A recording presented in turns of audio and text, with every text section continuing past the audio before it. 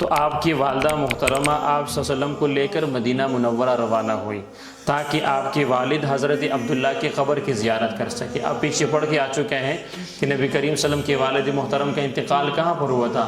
مدینہ منورہ میں، بیمار ہو گئے تھے، وہیں پر انتقال ہو گیا۔ تو 6 سال کی عمر میں والدہ اس نیت سے لے کے جا رہی تھی کہ اپنے والد کی قبر پر کیا دے؟ حاضری دے۔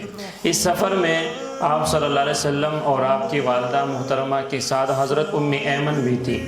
حضرت ام ایمن یہ نبی کریم صلی اللہ علیہ وسلم کے والد محترم کی خدمت کیا کرتی تھی۔ ان کے وفات کے بعد آپ صلی اللہ علیہ وسلم کی والدہ محترمہ کے پاس رہی۔ یہ تینوں حضرات سفر کر کے مدینہ پہنچے، 1 مہینہ وہاں پر گزارا۔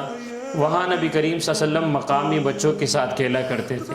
ایک تالاب میں نبی کریم صلی اللہ علیہ وسلم نے تیرنا بھی سیکھا۔ تیرنا آپ لوگ جاتے ہیں پول میں نا، تو تیرنا یہ کیا ہے؟ سنت ہے بھائی۔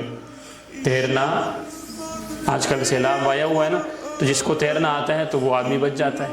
تو یہ تیرنا اس لیے نبی کریم صلی اللہ علیہ وسلم نے سیکھا تھا تاکہ بوقت ضرورت اگر ضرورت پڑے تو آدمی اگر سیلاب آ جائے، پانی آ جائے، یا نہانے کے لیے تالاب میں اور دریا میں اگر کسی نے نہانا ہے تو اس کو تیرنا آنا چاہیے، اور یہ سنت عمل ہے۔